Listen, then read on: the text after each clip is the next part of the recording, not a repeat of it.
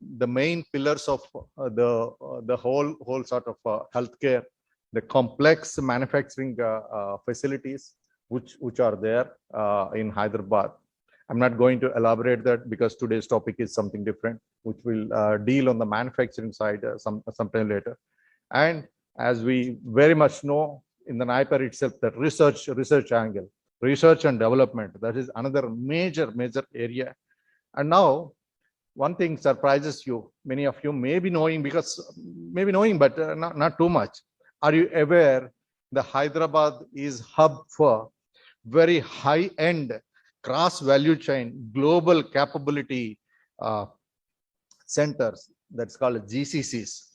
Be it Novartis. Recently I had an opportunity to interact. I've been meeting Vas Narasimhan for a long time because every time he's a visitor here at BioAsia, not just because he has around more than 80,000 people working on the back end of pharma research. Are you aware?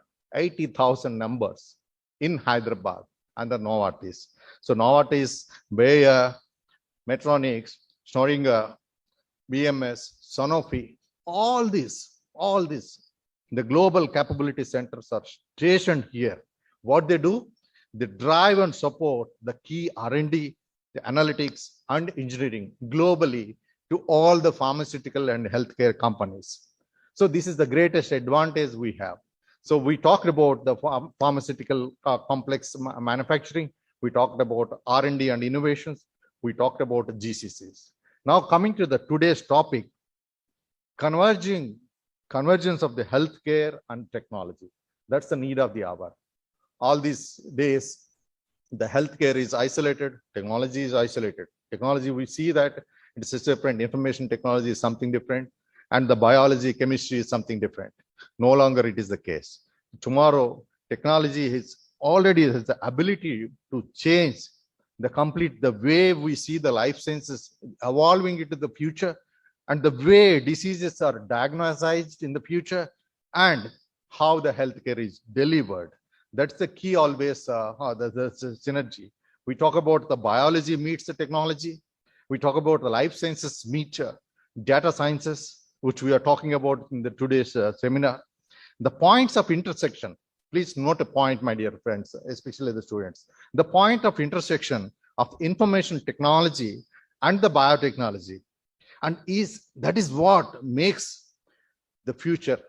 And for all you, it's a big driving force and gives us the opportunities of the innovation and the disruption in the life care and health sciences. Of course, they offer the great value proposition to all the stakeholders. Development of holistic healthcare is possible with dynamic transformation.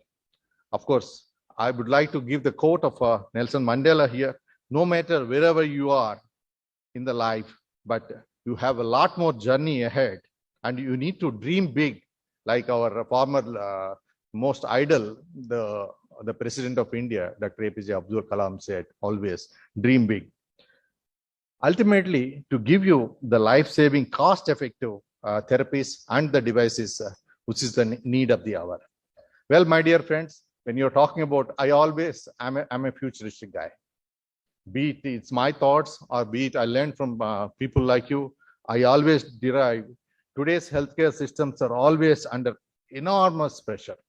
No longer, earlier in our childhood, we used to go, whenever we feel like a fever or a pain in the body or something like that, we used to go to a doctor. He used to prescribe some medicine, we used to take it. And the landscape of the pharmaceutical industry and the gamut of the healthcare is completely changed. It is very unpredictable today. And it's no longer the way the healthcare was treated those days. It's completely changing. And we saw this, especially during the COVID pandemic time. We are not visiting any doctors. We're not going to any pharmacies. And the healthcare was under severe threat. We all felt this. And the rise in the lifestyle, the changing lifestyle, rapidly changing, the diseases related to lifestyle are on the rise. So the solution is always how the life sciences, how the healthcare can be evolved And today we are talking about preventative medicine. It's not just when the disease comes, you'll be treated with a drug or something like that. For that, and the theme of this conference, the digital transformation. Don't get confused with the digitization and the digital transformation. Data is the key. We all learned data and artificial intelligence. Move away from the reactive model, which we are talking about. The reactive model is nothing but we go to your doctor, after we get a disease, and he prescribes some drug, and then we get treated up. But instead, imagine you will be diagnosed completely the next 10 to 20 years. What are all the diseases you might be getting based on your gene therapy?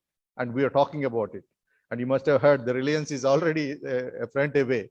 $150, they'll be diagnosing you with all the tests, which realize ourselves what we are going to meet with any kind of diseases based on our body structure and the chemistry of our body. So imagine even the personalized and the precision healthcare is on the anvil. We are talking about healthcare becomes more predictive and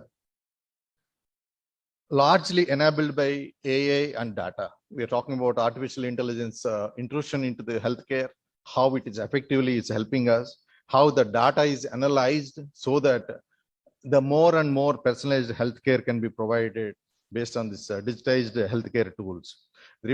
Based on the remote diagnosis also, thanks to the high speed of internet, we are able to diagnose the patient, of course, supported by the proper diagnostic reports. And then in the video call, the physician, wherever you are, wherever in the part of the world, he'll be able to diagnose you.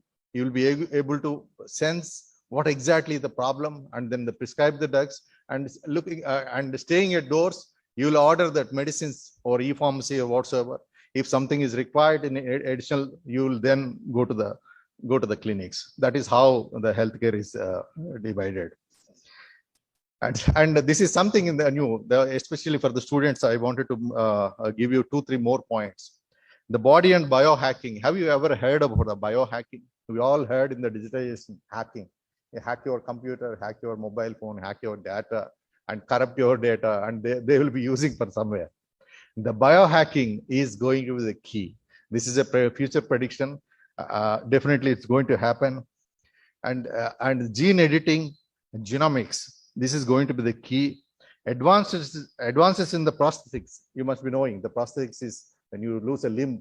Now the latest advanced medical healthcare, providing a limb which actually acts like a real human limb. And similarly, the lab-grown the body parts is going to be the future. Robotics and nanobots. Robotics you already seen. Maybe a couple of decades ago, we never thought giving our body, handing over to a machine. Can you imagine? Now the Tesla has proven a machine can go around with a heavy traffic with a 0 accident tolerance. Similarly, a robot can operate on your body with a 0 tolerance. So that has become a reality, and the robots is helping physically paralyzed people to get back to the day-to-day work. So that is one part. And the nanobots, can you imagine? Some of you might be knowing, and Dr. Ramakrishnan, I think, telling him is like a student telling a professor. But yet, I wanted to make use of this platform to ignite your minds once again. Nanobots is teeny robots. They'll be introduced in your body, and the particular cell which is affected dearly will be targeted in that very, very specific area in your body and release the drug and work on that particular cell only. It is still in the laboratory, and it's going to happen in the future, especially the blood cancer, the advanced blood cancers and all, which are untreatable almost nowadays, are going to be a passe. In fact, in my childhood, Dr. Ramakrishnan, if I'm not wrong, if somebody is affected with a cancer, however rich he might be, he used to be laid down in the veranda, not in the bedroom, because we are only waiting for that guy or the lady to die, maybe because the death is predicted. Once somebody got a cancer, means he's going to die, that's all. Now, today, the cancer is no longer a severe disease. It's just like a small bleach on your skin. Of course, the advanced blood cancers are a little highly difficult to treat, but these nanobots in the future are going to treat that very complex blood cancers as well with a focused drug release only in the affected cells. That's going to the future, my dear friends. Well, digital transformation, I don't want to take a lot of